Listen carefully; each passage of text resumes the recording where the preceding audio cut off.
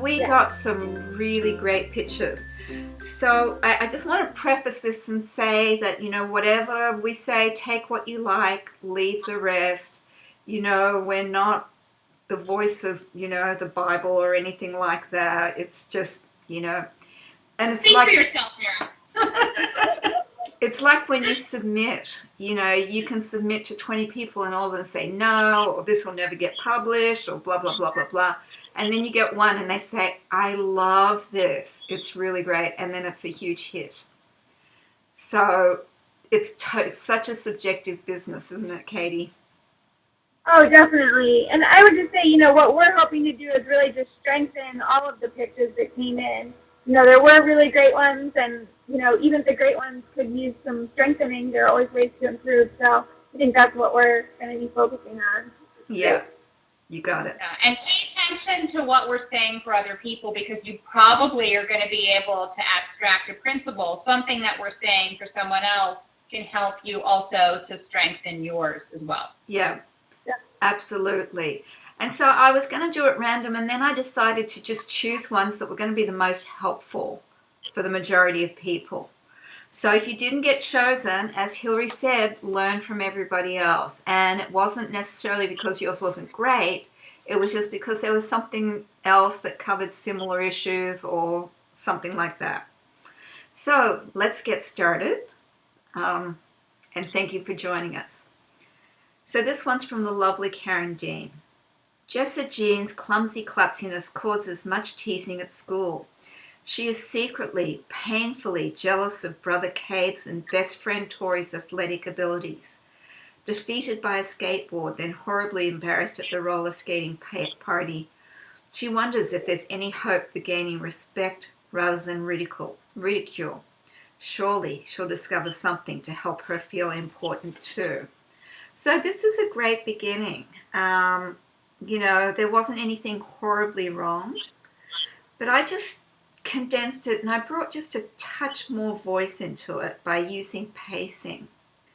So I've just revamped it a little, and always take what you like and leave the rest. Older brother Cade and BFF Tori are athletic stars, but Jessa Jean is just, well, a klutz.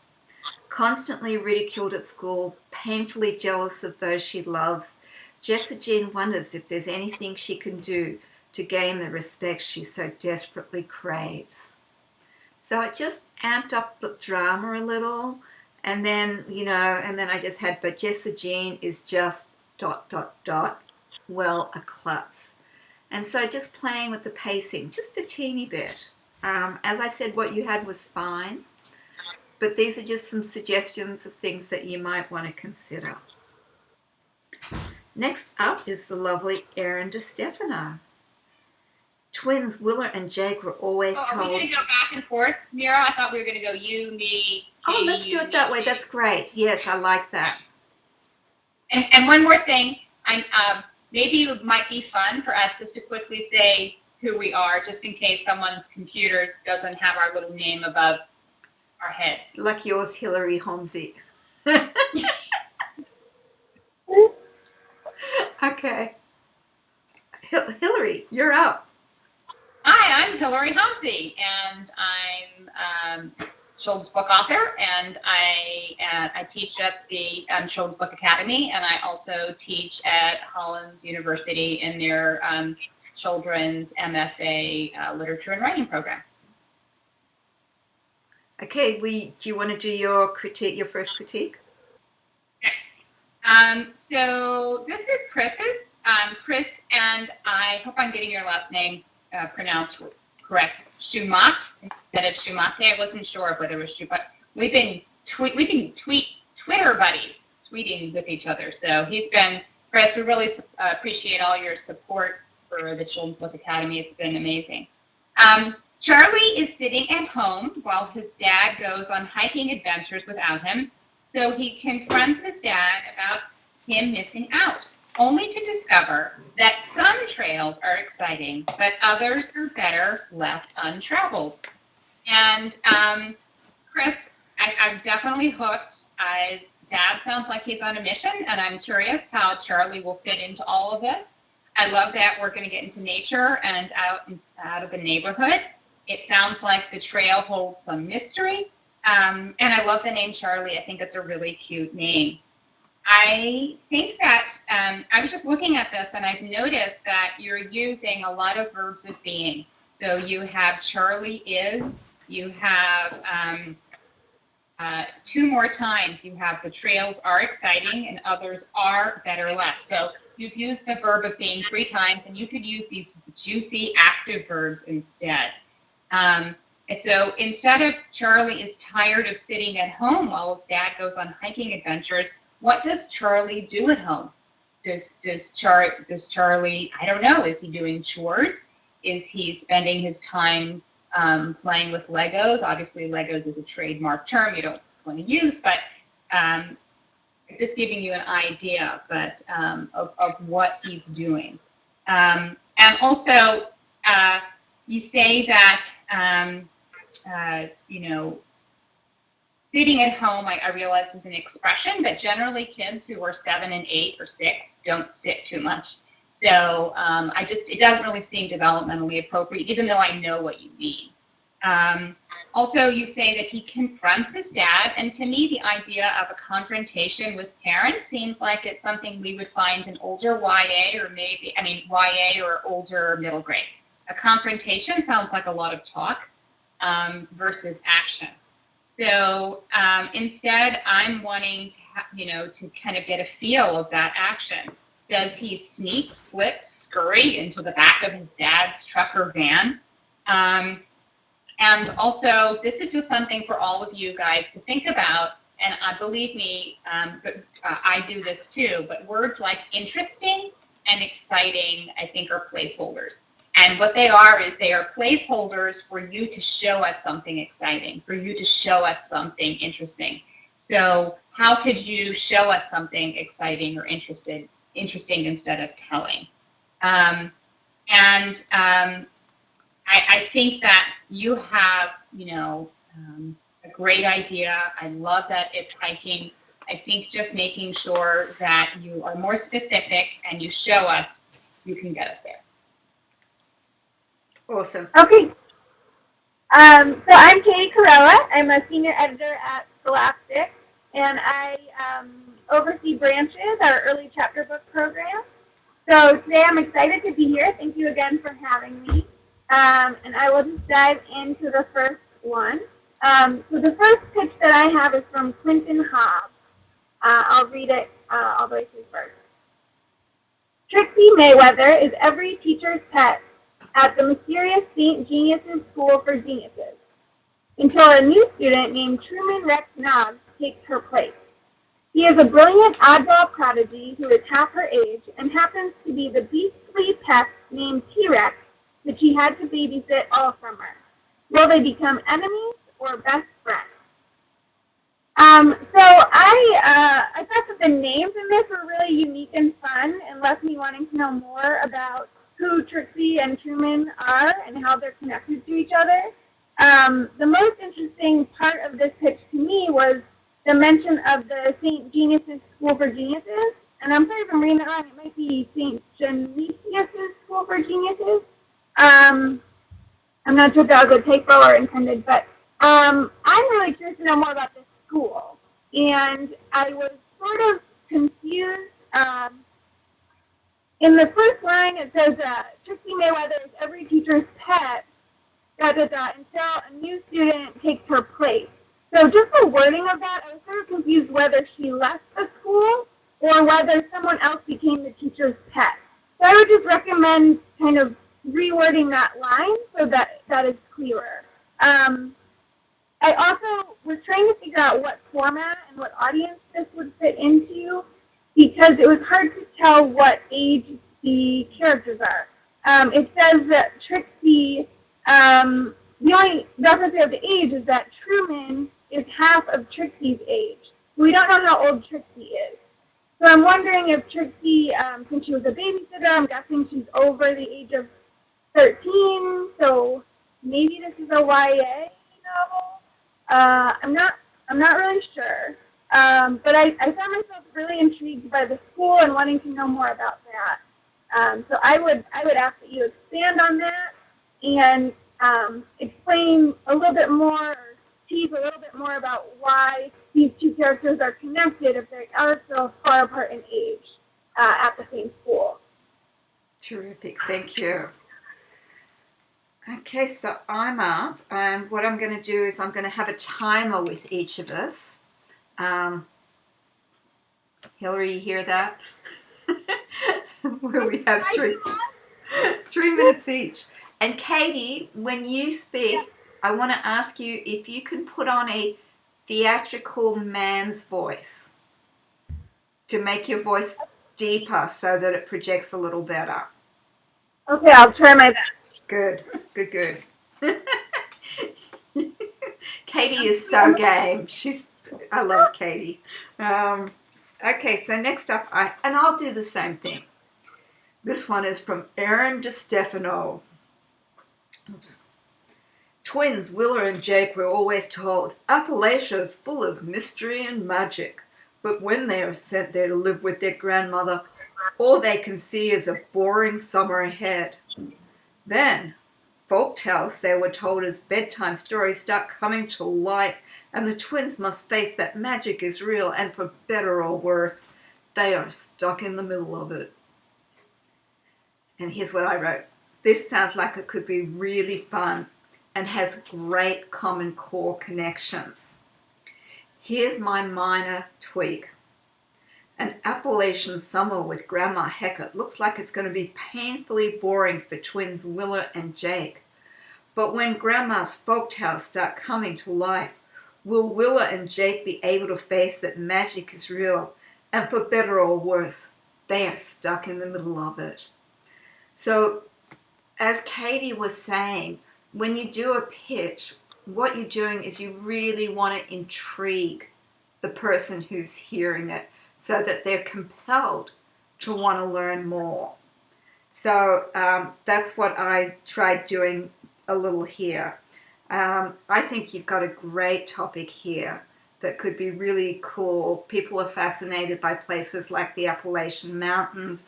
Folk tales are really sort of plugged in with common core connections.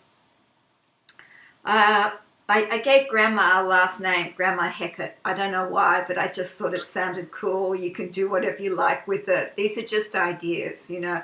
Each of us has a very different approach to teaching about pictures and how we're doing this. And for me, one of the things that I just do a few examples, is I rewrite it to give you an idea of how it can sound. What you had was totally fine, but I think that I just amped up the drama just a smidge. So, and I'm Dr. Mira Reisberg, a former children's literature professor and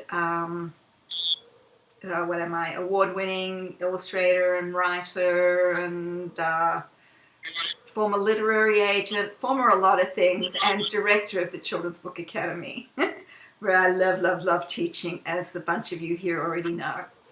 Okay, Hillary.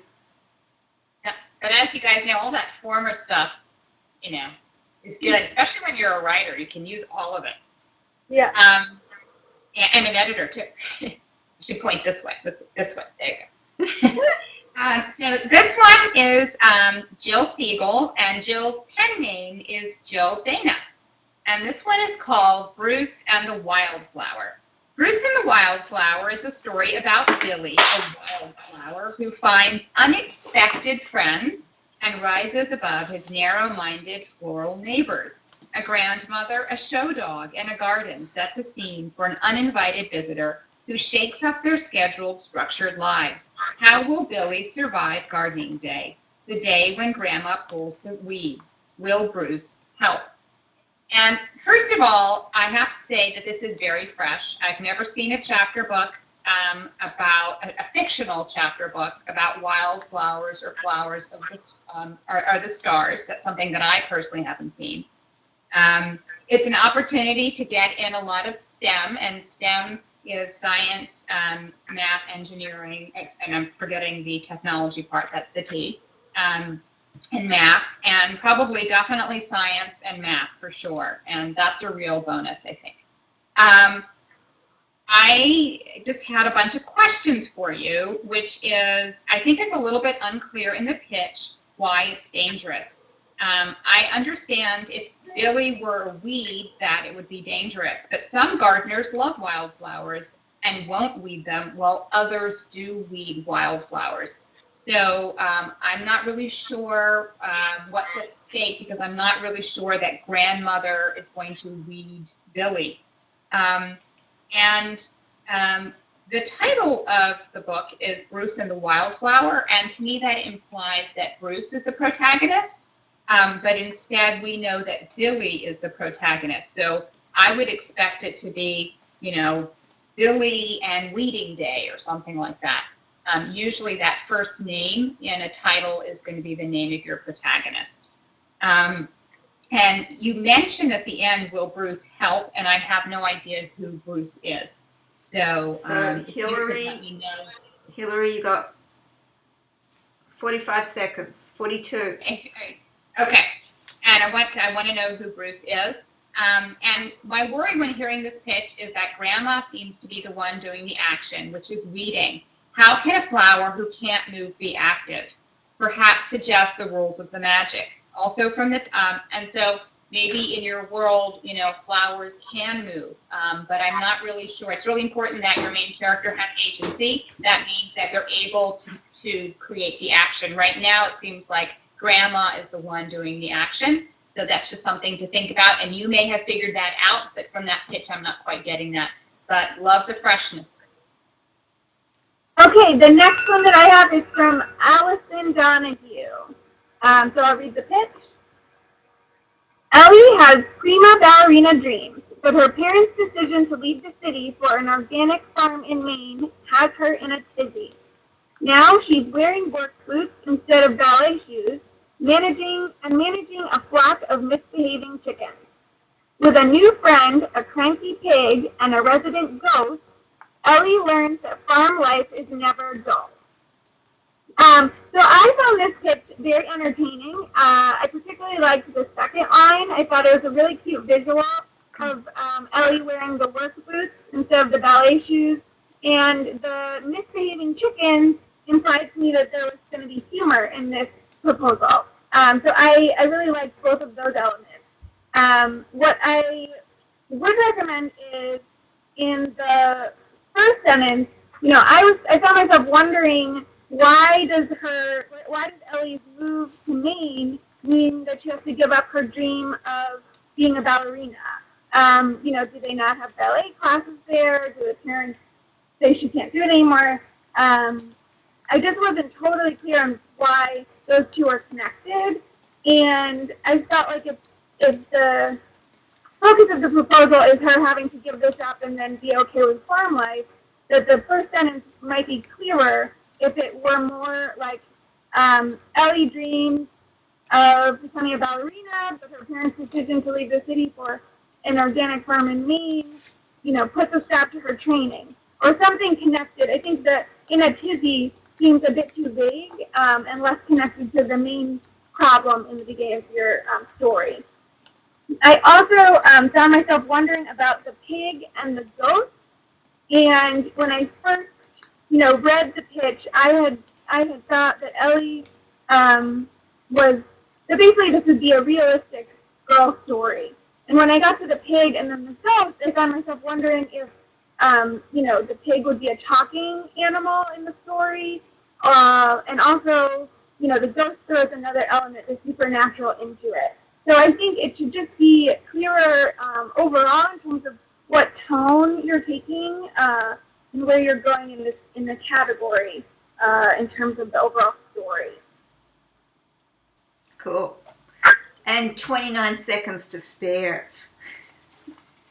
Well done, Katie. So I'm up next, and I've got Heather Linford. And let me set myself. When the insect rescue team rejects Adeline based on her flea size, she feels her heart might break.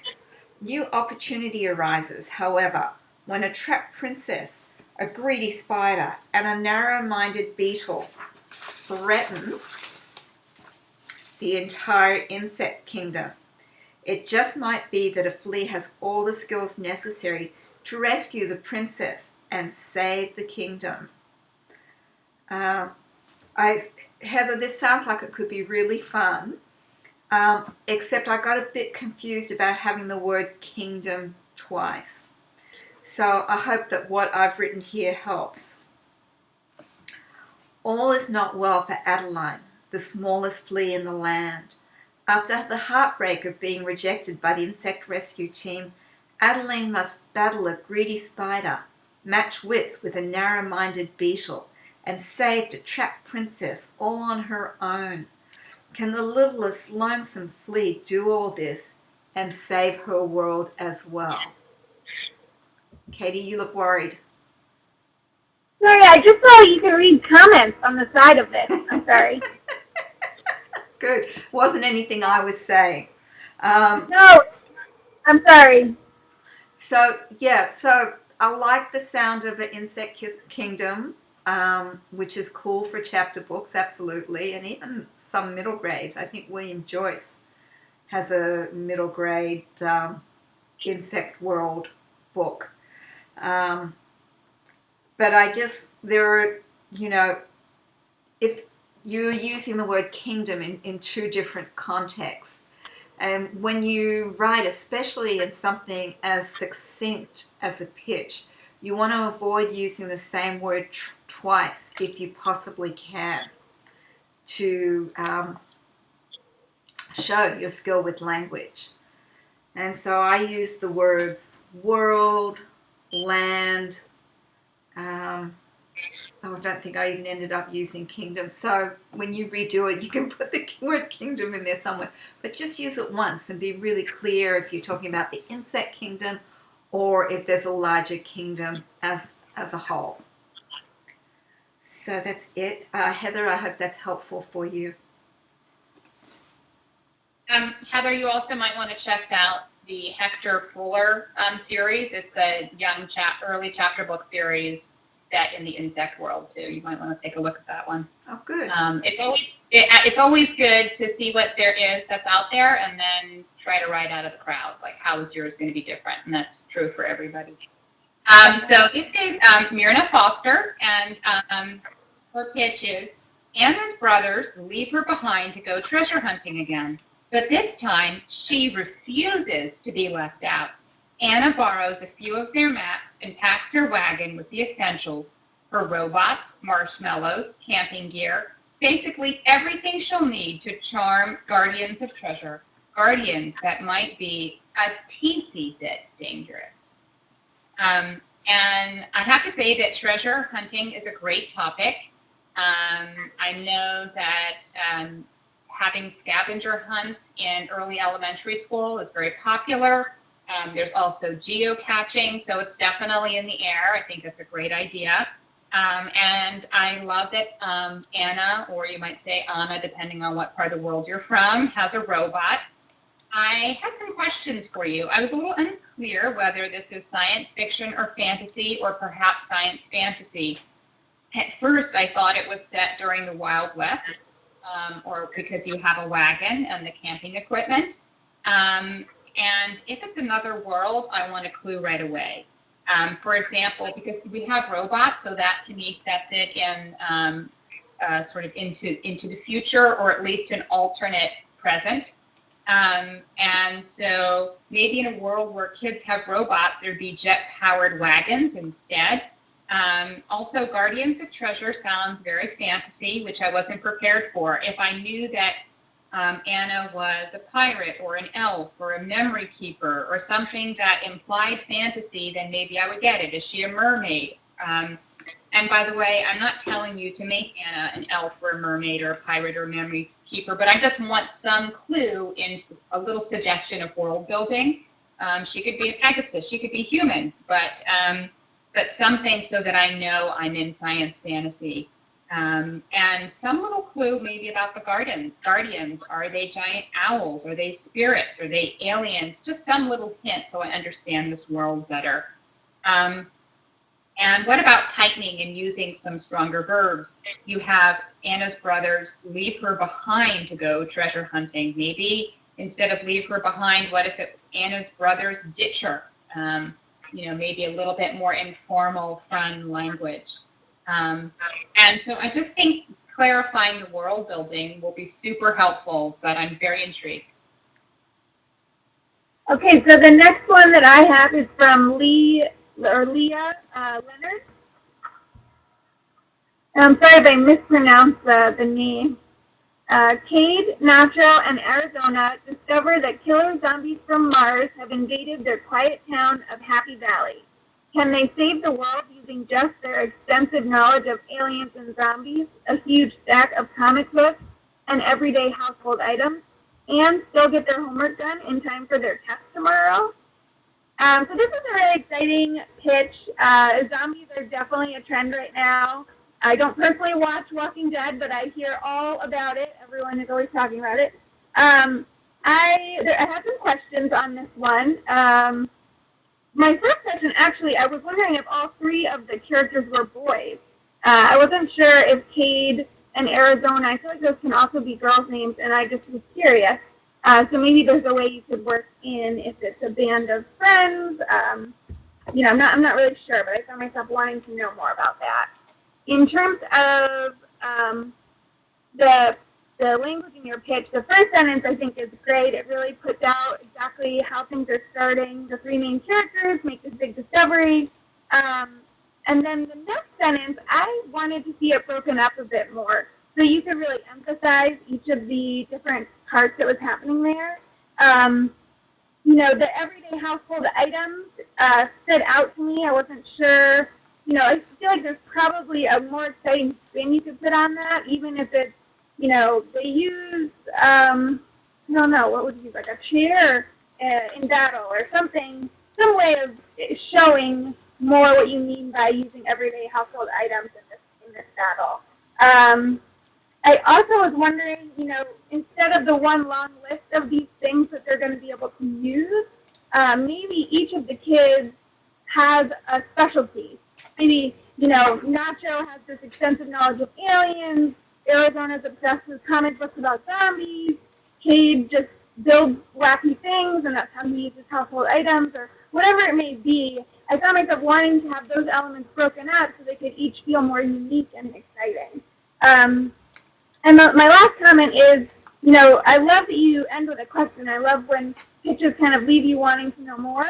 But the question, will they get their homework done in time for their test, felt like the least exciting part of the pitch.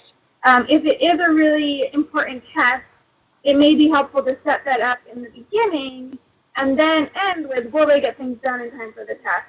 But I want more kind of a stake, because it does sound like they're really defending the town. Sounds good, Katie. Thank you. Okay, so I'm up next with Kim McPherson. Hoping you're with us, Kim, and you are.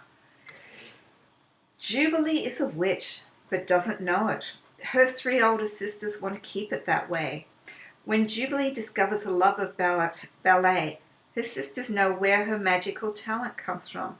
They also know that danger looms if Jubilee continues to perform, so they cast long-forgotten spells to quash Jubilee's passion. But will that be enough? Kim, I think you have something really cool. There's a lot of editors that love books that deal with dance in some way. There's a lot of kids that love dance. Not sure how many kids are into ballet being so specific. But, that's something to really look into. But here's what happens for me. I get caught up in the beginning question of why Jubilee's sisters don't want her to know that she's a witch. Have her magic gifts come early and they're worried that she doesn't have the maturity to deal with them? Could there be a parallel with her getting her first period early? although that would be more of a middle grade book where you'd have the right age and space to get into those kinds of layers. But basically, why, if you put something out there and the person reading it gets hung up, it's very hard to continue on with the rest of the pitch.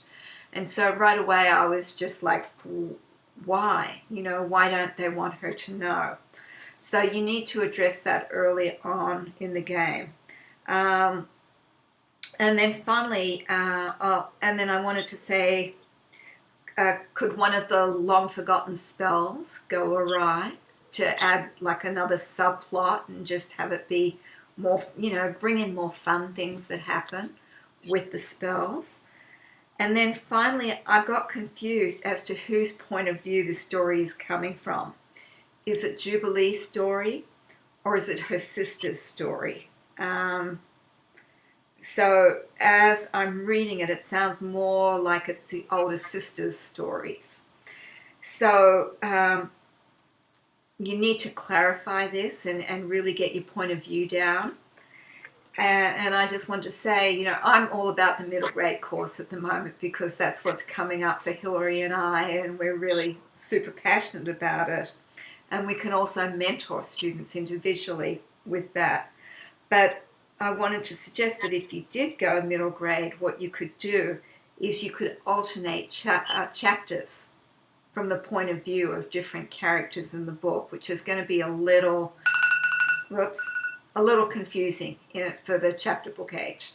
But I'm looking forward to seeing where you go with this. Thanks.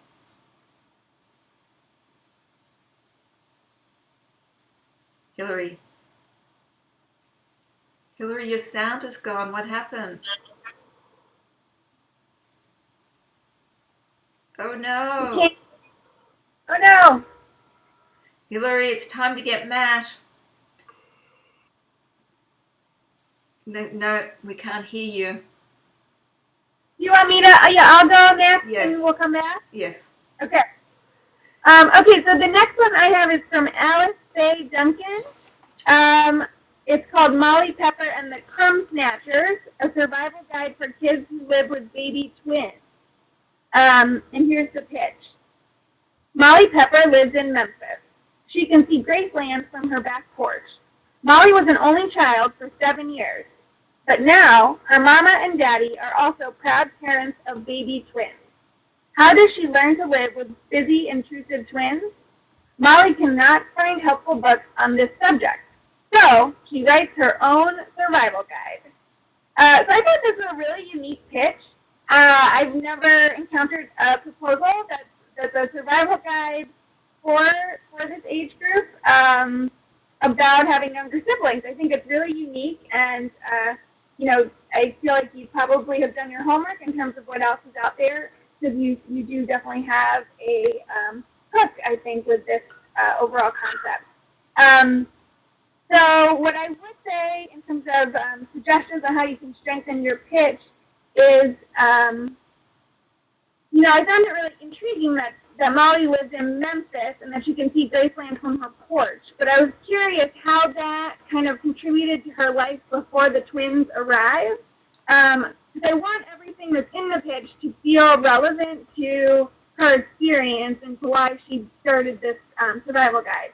So I think it might be helpful to connect that to what her life was before and how it somehow has changed. For instance, maybe she could see Graceland from her bedroom window, but now she had to switch bedrooms or something so that the babies could live in there. I also found it a little bit awkward the way the third sentence was worded. Molly was an only child for 7 years. I feel like it might be stronger to say, Molly had been an only child, but now at the age of 7, two baby twins came onto the scene. I'm not sure that Mama and Daddy are adding much to the pitch, so I might leave them out entirely and just focus on Molly and her experience with the baby siblings. I also thought, when you say Molly cannot find helpful books on this subject, it might be more interesting to say, Molly went to the library or couldn't find any books at the library on this subject. You should have that visual of of the experience that Molly was, what she was attempting to do as a 7-year-old to look for those answers. But I think it's a really cute proposal, and I think that hopefully these comments are helpful. Thank you, Katie. Still no. Hillary, can you hear us? Nod your head if you can hear us. Try your headset. You will work. Try leaving and coming back in. We can't hear what you're saying, Hillary. Okay, Hillary's going to figure it out. I'm going to go next. And this one is from Lisa Ruggiero. Great name. In my book, Hucklebear Goes to Paris, Lucy always brings her stuffed bear, Hucklebear, with her when she travels to new places. But when Hucklebear is accidentally left at the top of the Eiffel Tower, how will he ever find his way back to Lucy in a big city like Paris? So I just said that this sounds really cute, but you don't need to say in my book as it's a given.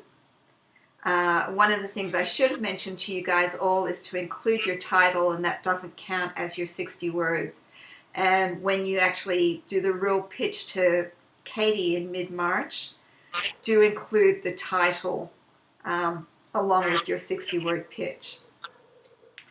So here's my small tweak that raises the stakes a little with a ticking time clock and has a bit more emotion.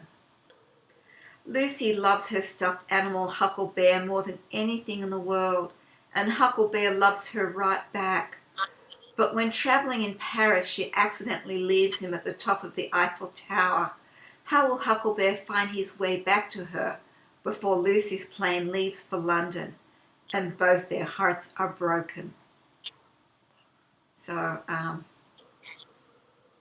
think that just amps up the drama a little. And emotion is really, really, whenever... Can you hear us now? We can. Yay! Yay. So, I really encourage you to bring as much emotion into your pictures. You want emotion and drama, and if it's funny, humor. Humor is great if you can do it. But if not, just drama, emotion, and word crafting. So you've got a very short piece of real estate with 60 words. Make sure you don't repeat words, that the words that you use are beautiful and eloquent. I think that's it. Katie. Oh no, Hillary. This is going to mess me up because we're out of visual order here, but let's go. Yeah, I'm going to do two in a row to catch up. So this is Rena Traxel, and her pitch reads, for fans of Junie B. Jones and Judy Moody comes 7-year-old Gracie Lou. Determined to keep all her things, Gracie starts a backyard museum. The perfect plan until word spreads and the artifacts pile up. Now Gracie must find a solution without alienating all her friends and before Mom finds out what really happened to the donated pile. And I love that Gracie wants to do a backyard museum. I think this is so much fun, and it's not something that I've seen before. I think Gracie is a really cute name, and I like that the central conflict is with her friends because that's really appropriate for this age. I think that it's unclear how her artifacts piling up will alienate her friends. Do some of her friends each bring in their favorite doll or their favorite model that they've made and they get broken? So I'm just not really sure how they affect her friends. And I'm a big fan of both Junie B. Jones and Judy Moody, and I love a gutsy, spunky protagonist for sure. However, I wouldn't mention them at the beginning of your pitch. The question is, how can you make your protagonist stand out? Instead of telling the reader that your character is like other iconic protagonists, why don't you just let her shine on her own? Because people who are going to be reading chapter book pitches are very familiar with all the iconic characters out there, and they're going to be able to figure that out themselves. So use the space to describe Gracie. Trust the editor or agent to figure out similarities of beloved between your character and beloved characters, but how can you differentiate? How can you stand out of the crowd? And I was thinking, is your character a collector? Is this Gracie the collector? And in different books, is she collecting different things? Is that part of her personality? Is she someone who's always trying to organize and pile and classify? Or, is she a complete mess? And so her skills and her desires are clashing, or does she have a very messy brother, like in Tales of a Fourth Grade Nothing, which of course is more a young middle grade, but you have this delightful Fudge who's always messing up the protagonist's plans. So I just would love for Gracie to have some distinguishing characteristic that's obvious in the pitch, but I love the idea. Whose go is it? All right, so I'm going to do the next one too in order to catch up with you guys. So the next one is by Marianne Gage, and in the kingdom of Kildare by the Sea, something goes terribly wrong. Wrong for young scientist in training Clarice. She unwittingly wins the princess and bride-to-be contest of the new heir. Not abandoning science for a life of royal leisure, Clarice uncovers an impending environmental disaster, saving not only the kingdom, but the true heir to the throne. And I think that I love that you have a girl who is a scientist and loves science. I think STEM is definitely really important right now, and there's a huge push to have models of girls who are really interested in science. So I think this is a fantastic character. I love the characterization. I also know right away that we are in a fantasy world because it's the kingdom of Kildare by the Sea. It's very lyrical. I really like that as well. I have to say that I had to read the first sentence a couple of times. You wrote, she unwittingly wins the princess and bride. And when I first read that, I thought she wins her as her bride. Like, I thought it was a case of mistaken identity where they had some kind of contest who's going to win the princess's hand in marriage. And I think you might want to reword this so it's completely clear. Unless she unwittingly wins the princess and bride to be a contest of the new heir. And I don't know what that means. And I think you can just say it more simply. There's a contest, to see who is going to become the heir to the throne, and she wins the contest and becomes the new princess. Or I just want it said in a much simpler way. And the impending environmental disaster is sort of general, and I think you can be more specific. What kind of environmental disaster? And that way it gives us more information about your world. Is the environmental disaster a dragon on the loose who is setting fire to all the fields? So you can give us a window on your world by letting us know something about that disaster. And also some little clue about how she has the tools to save that world from disaster. But I really love that you have a character who's a scientist. I really like how you let us know right away, Marianne, that this is going to be a fantasy. So nice job. Cool. And Marianne has a little note there for you. So is it my turn? It is. No, I think it is now Katie's turn. You're going to help me with this now. Yes, yeah. I like the Hillary knows, even though you were offline for like 5 minutes. I'm like, I don't know. Okay. So next up is Amy Bailey. The pitch is, there's a school at the end of the world. place the imaginary, the magical, the solitary creatures that lurk in the shadows call home. Where the weather changes on a dime, the curriculum is stranger than fiction, and it's best to avoid the lunchroom. Principal John Smith runs the show on Tuesdays, because really, what could go wrong here? Um, so I think that there's a lot of really exciting stuff in this pitch. The idea of this school where these imaginary, magical, shadow-like creatures live is really intriguing.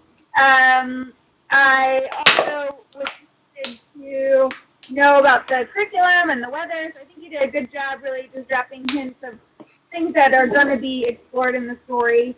I also appreciated the touch of humor, the line where it's best to avoid the lunchroom, and the final line, because really what could go wrong here, I get that there's a sarcastic humor that will be then found in your story.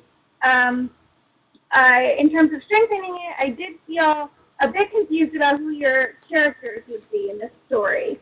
Is Principal John Smith the main character? That's sort of how I was reading it.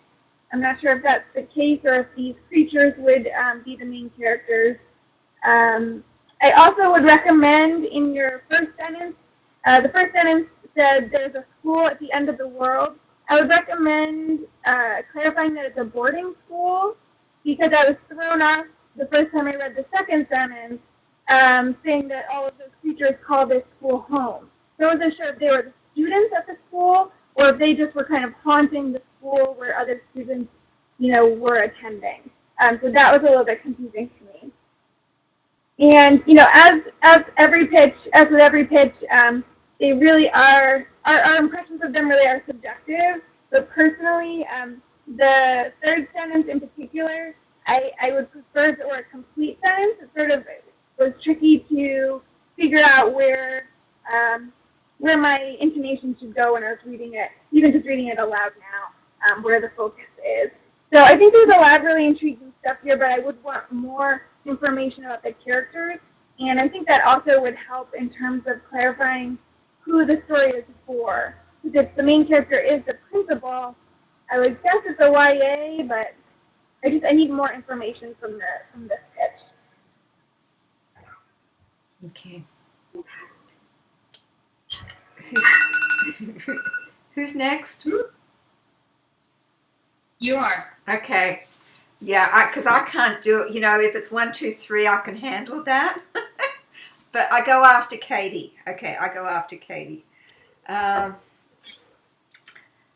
This is from Donna Malloy. The tiniest things. Introducing a few of the very smallest animals, vehicles, portraits. Oh, let me set myself. Bugs, dolls, and other surprises, like a flea circus, plus super microscopes that can see even the tiniest bits of our world. Each chapter will include photos and/or comparison graphics. Donna, I love nonfiction. I'm hoping you're here, Donna. Oh, she's not. Bummer. Oh, well, I just want to say I love nonfiction.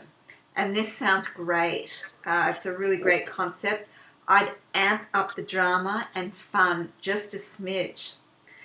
The teeniest, tiniest things introduces some of the very smallest animals, vehicles, portraits, bugs, dolls, and other surprises like a flea circus and subatomic particles to kids who love the world of wee things.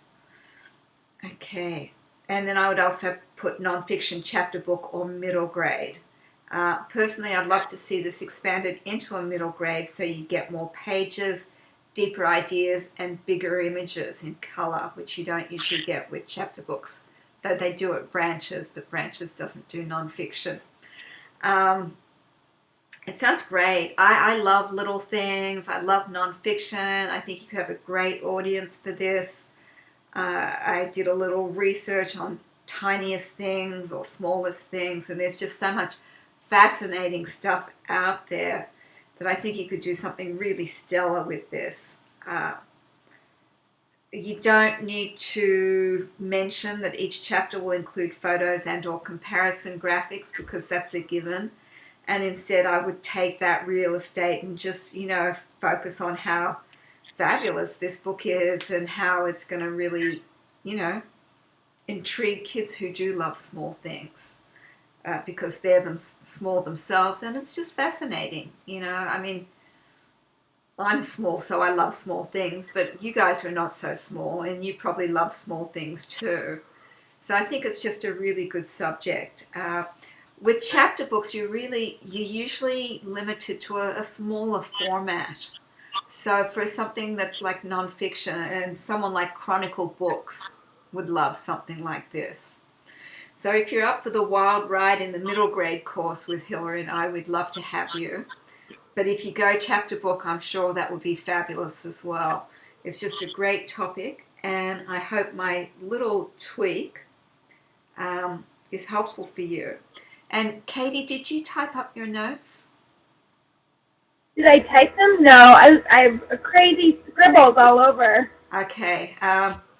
Could you Mira? maybe... Yes? Yeah, I think, yes, we both each have one more, I believe. Yeah. Good. I am. Well, the reason I brought that up is, I'm going to put because I typed mine up, and I'm going to send them to everyone that's in this webinar, that's registered for the webinar, so they can get them. Katie, would you be able to scan yours into a PDF, and your notes, are they readable? Maybe I probably should type. I mean, it's a little hard to decipher my notes, I think. So. And Hillary, you too, would you be up to sharing your notes? Cool. So that'll help folks that, want to see rather than just hear what we're talking about.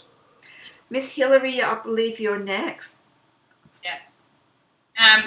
And the one other thing I wanted to say about nonfiction is houses like Charlesbridge do quite a few kind of more chapter book age nonfiction. Cool. So that would be someplace to look. And it's also nice to do kind of a comparison. You might want to look out there to see whether anything has been done.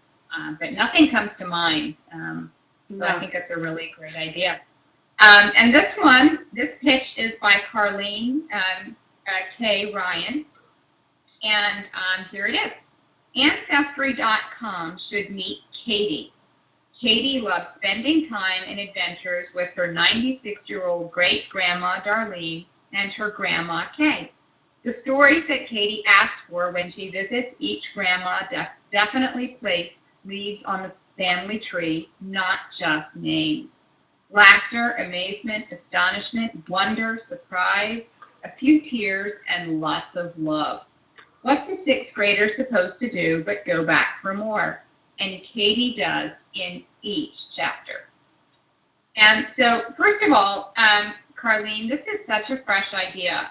I'm just kind of intrigued and excited to see how many, I use that word excited, but I shouldn't use that word excited if it was in a pitch. Anyway, I don't know that I've seen anything kind of like this in terms of looking at grandparents' stories. And in fact, in a lot of classrooms, one of the things they have to do is interview a grandparent to find out what it was like when they were little. It's a very common thing, and I love that you have a book that really could be used in the classroom because she's getting to know the stories of these elders. I think that, and you probably know this, Carlene, because your character is sixth grader, it's definitely middle grade. But certainly some of the principles that you're learning in the chapter book course, you can apply to middle grade. It's just obviously going to be expanded, and some of the, in terms of what a sixth grader's interested in is obviously very different than a 7 or 8-year-old. And I think making this a middle grade is definitely a good choice. The one thing I would be concerned about is that you have Grandma Kay, and the character's name is Katie, and so that's a little confusing. It's kind of nice to sort of differentiate your characters' names. So if you have too many K names or S names, it confuses the reader. So try to make your names different. The other thing is that if the characters are telling their stories, it's going to be sort of short stories. And that's totally fine, but you just want to know that how is Katie going to be the protagonist? How is Katie, or is it really the backstory? So you just want to find a way in which Katie can sort of be her own character. Is there some goal that she has to do to sort of knit these together?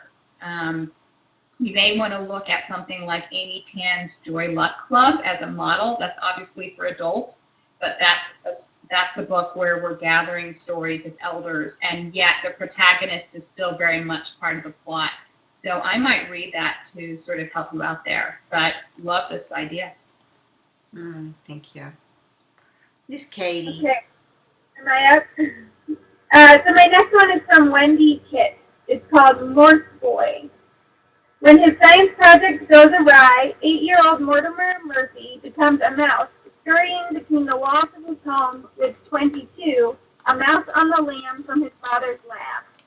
Can they outsmart the family cat and Mortimer's ex-military mom, whose single-minded pursuit is to rid the house of mice? Can Mortimer become human again before he becomes cat food, ... or worse? So this was a really fun pitch.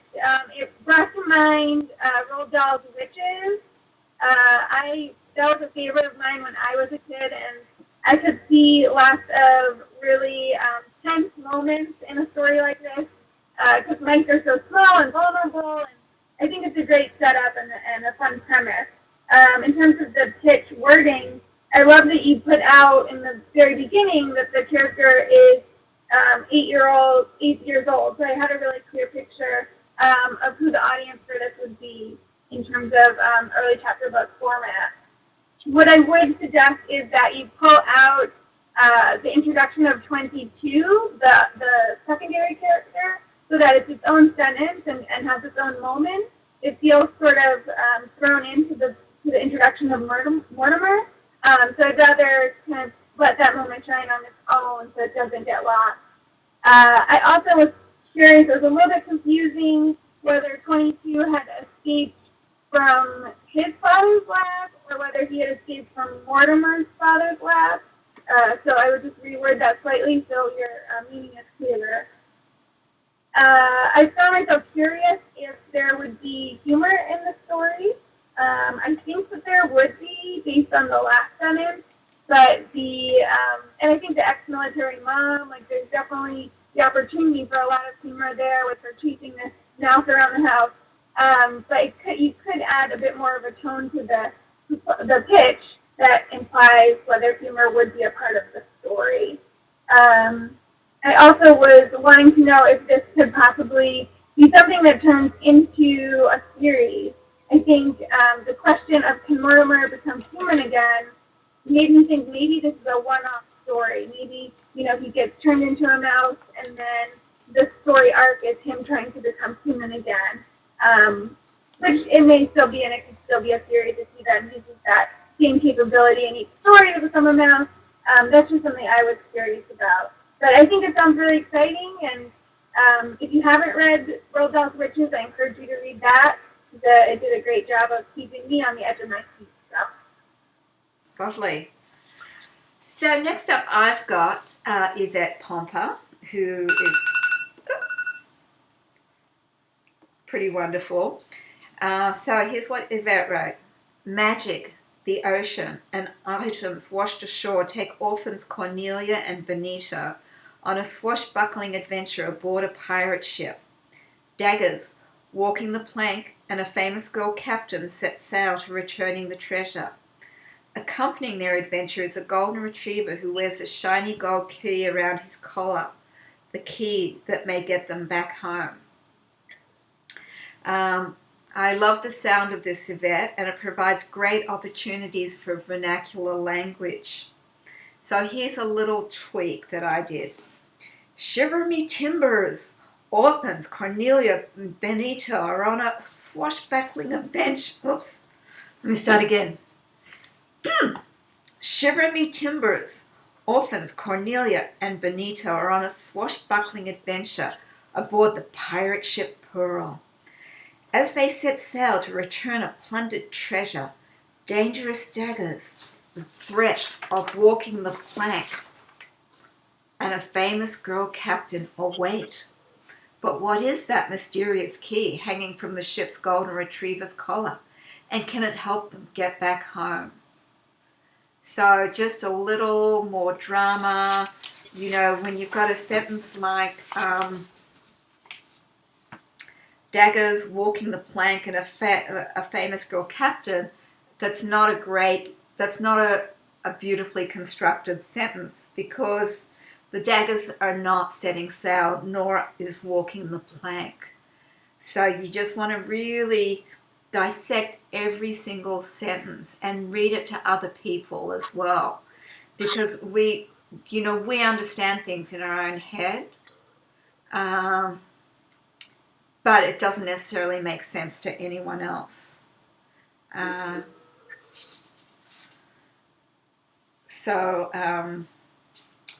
hope that's helpful. But I would really encourage you to bring in some of that, pirate language, which makes pirate stories so much fun.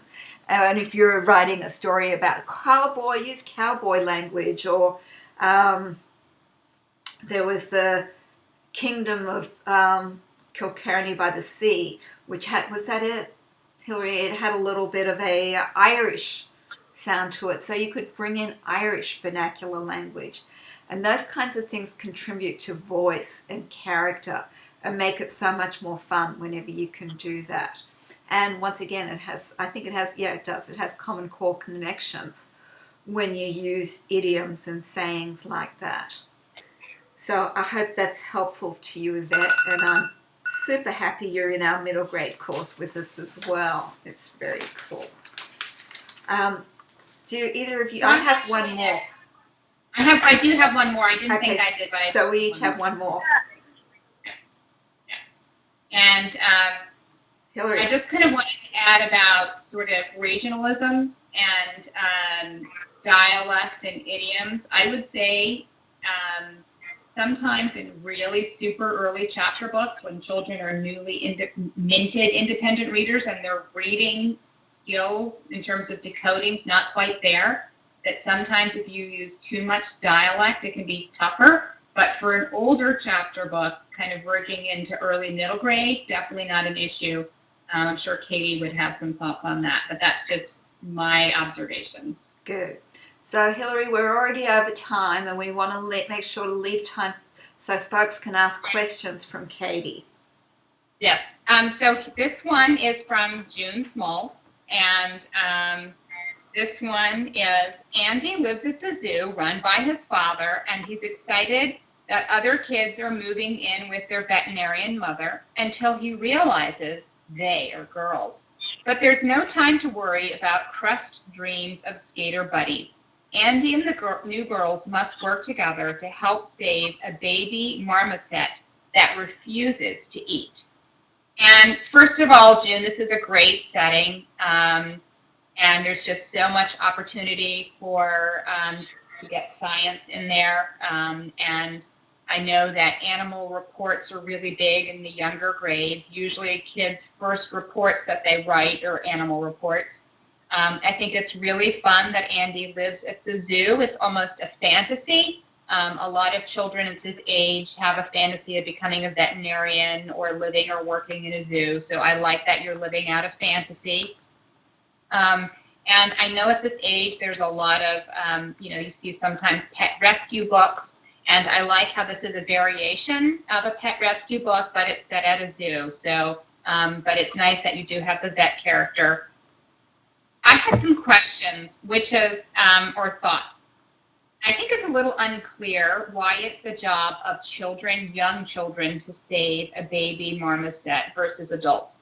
If it's a zoo and it's a professionally run zoo and there's vets, it just seems developmentally inappropriate to sort of expect young children to be the ones to save an animal. It seems like a very large responsibility. I could see it maybe if this were YA and they were in some kind of training program. But I could see it maybe they had to babysit a marmoset and the marmoset got on the loose and they had to find the marmoset, or somebody else had the marmoset and it escaped and it's there and they try to help along with everybody else to find the marmoset. But the fact that it's not eating and it's their sort of responsibility kind of worries me. You may want to consider making this a middle grade if you're going to give them a lot more responsibilities, an upper middle grade. I also kind of am a little concerned about the girls. He's kind of disappointed that they're girls, and that's totally developmentally exactly where a lot of kids are at. And he was hoping for skater buddies, but I'm just kind of concerned where girls are maybe characterized as people who wouldn't be skaters. What if instead, so you kind of go against gender stereotyping, what if their girls are actually better than Andy at skating? And what if he doesn't want to skate in front of them because he doesn't want them to show him up? So that's something to keep in mind. But I think this is a great setting. I think this has so much opportunity. I think you're just going to want to think about the ages of the characters and what would be appropriate for them to do. So either give them responsibilities that would be in line with someone who that's 7 or 8 years old, or consider it making it middle grade. But great setting. Agreed. Okay, so my last one is from Brian Patrick Avery. This is a really super pitch. I have to say it had everything in there, leading me wanting more to find out more about it, and I would be excited to know more. So let me read it, sorry. The title is The Marvelous Maxwell, The Disappearing Book. When two young magicians, Micah and Maria Maxwell of the world-famous Marvelous Maxwell, discover that their family's 150-year-old book of tricks and illusions has been stolen, they set out to identify the thief and reclaim the priceless book. So a few questions that I had. One was I was curious how old the magicians are, how old Micah and Maria are. Your format might be clear from your cover letter. I know you'll have more room to say more, but I was curious how old they were in terms of what format it would end up with. I do think this could be a middle grade since there's a thief involved. I also would encourage you to break your pitch into 2 sentences rather than having it as one long sentence.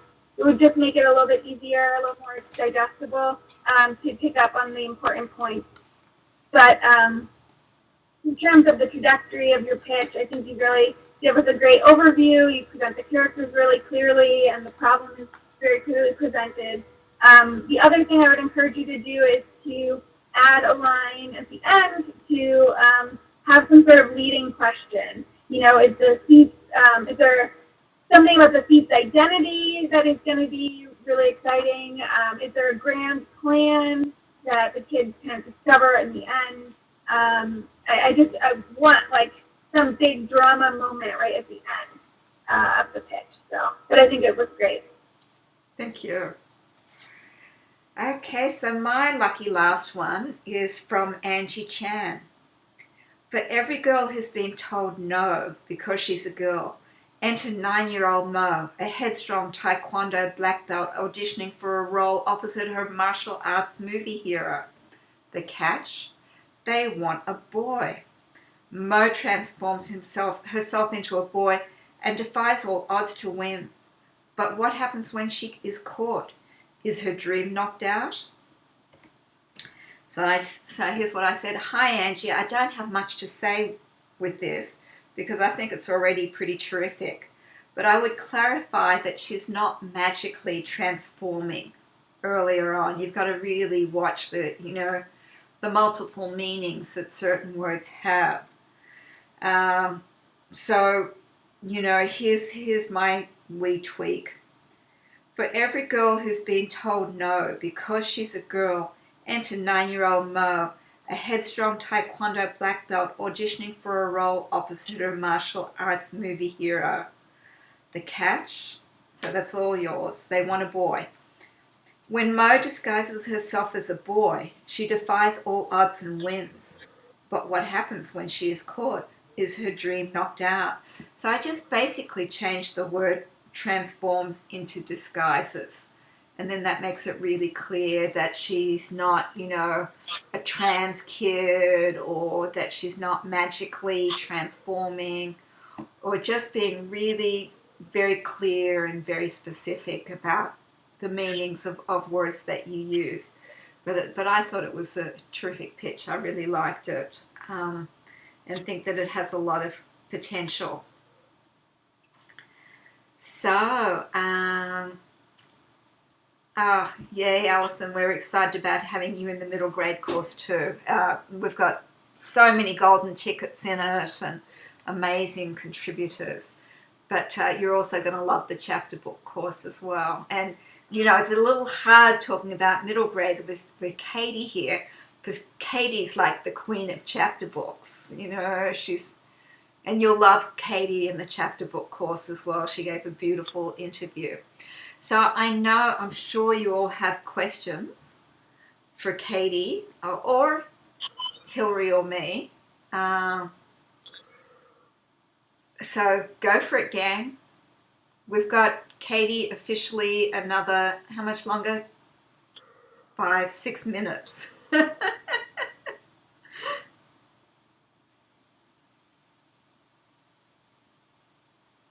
Any questions for a real, live, gorgeous, wonderful, smart editor? We have one from Wendy. She says 60 words is so tight. What are the absolute you must hit in that for pitch? I mean, Mira, I think you came up with the 60-word limit. I don't know that there's an exact limit in what I, receive in my inbox. It's just kind of a general guideline, I think. Yeah. But generally, it's supposed to be 30 seconds. Is that right? Or 60 seconds? It's short. It's really short. And in fact, the word pitches is short for elevator pitch, because it's got to be something that you can tell in an elevator. A couple of good questions here. What are you currently looking for, Katie? Topics? Anything? That's a good question. I mean, it's I'm always looking for the next big thing, of course, and it's so hard to say. But what I would recommend everyone do is that they visit our Scholsatic Branches website. It's www.scholsatic.com/branches. So you can see what topics we already have in our line of early chapter books. For instance, we already have an adorable owl series, Owl Diaries. We already have a really spooky, creepy series. We have a dragon series, Dragon Masters. So I wouldn't want to be pitched something that I already have, because I'm working really hard to expand our offerings and make sure we have something that appeals to every reader. And, I encourage you to do that in terms of, like Hillary and I believe Mira also mentioned, you really want to familiarize yourself with what already exists in the marketplace, so what you are pitching has a hook, has a reason for being, and really has a place to live in the market. So, but, if it's written well and it has exciting characters, and I'm always interested to hear more. Okay, so next question is, what are major misses that you see in chapter books? And you guys, we've got 2 more and then that's it.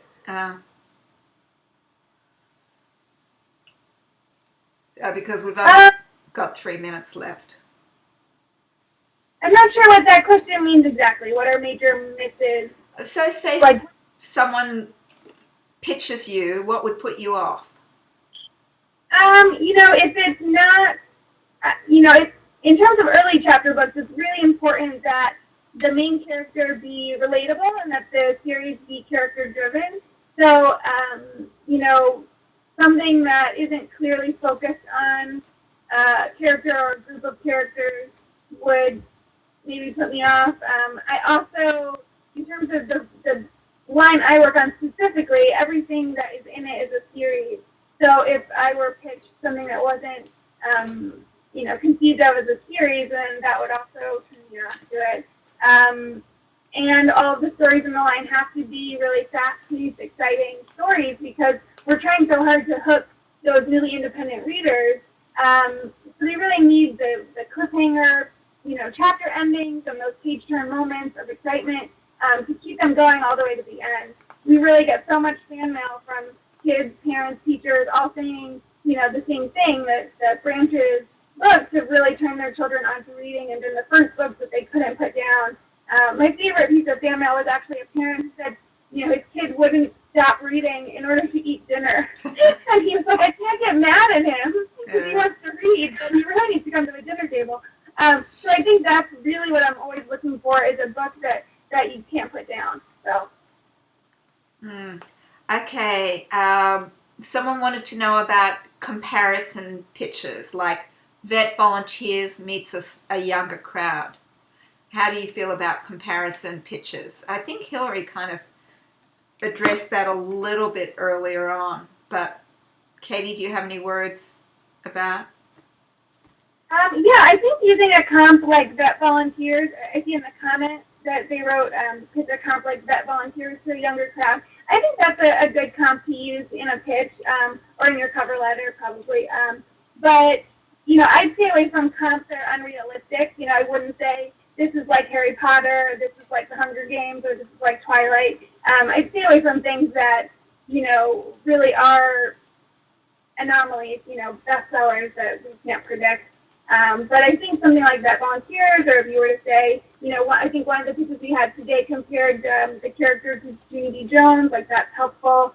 I think, you just kind of have to put a lot of thought behind the comparison you're making to make sure that it's spot on with your content. Awesome. Hold on. And I think we're right at 120, which is what I promised Katie. We were supposed to go to 1, and then I contacted Katie and said, can we go to 120? As you can see, Katie's just someone to love. She's super smart and just a beautiful human being. Katie, I love doing anything with you. You know that. I've said that to her many times. We've done it. It's really nice. And Hillary, I did a little graphic. Mira plus Hillary equals magic. Because we just work so beautifully together. It's really just an incredible joy. Except she's terrible at getting me materials on time. I'm sure she doesn't do that with her editors, which is part of what pisses me off.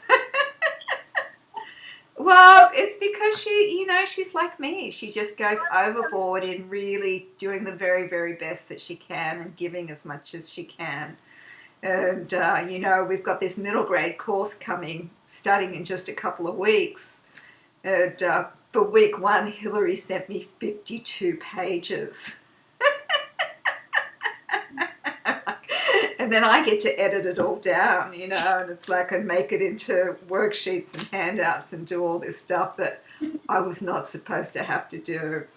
But, that's Hillary's brilliant, It's a joy. It's really a joy. So thank you, everyone, for being with us. Mariana, I think I answered your question. Actually, I addressed it to Heather. In the chat, where it says, Heather, you are correct. Beginning readers need an easier structure.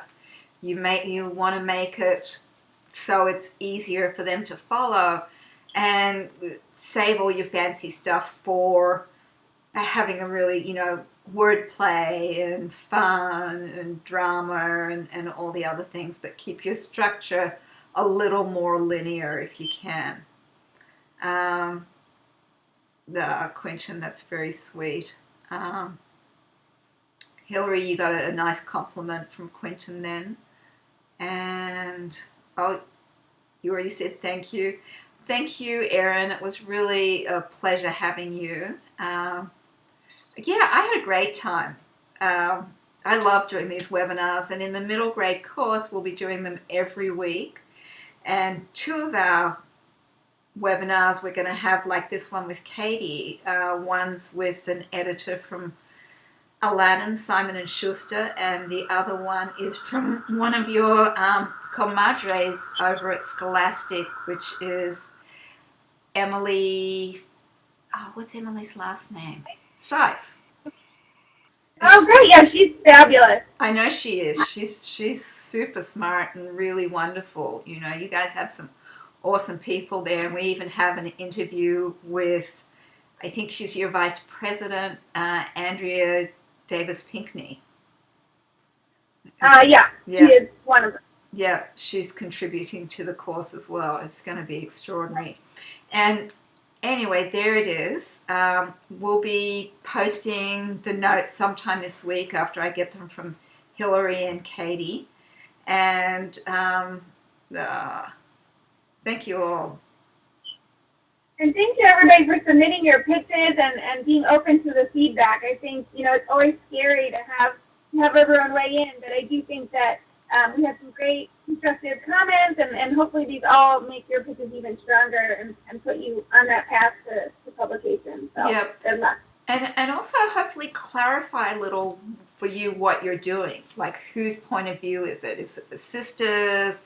Is it Jubilee? Who's telling the story? Who are we focusing on? All that kind of thing. Hillary, do you have any final comments? Oh, we lost you again, Hillary. I think it's just time to wave and say, oh, yeah, Hillary is a love. And I'll do that too. I'm not doing it as well. Bye, everyone, and thank you. Ciao. Bye. Thank you.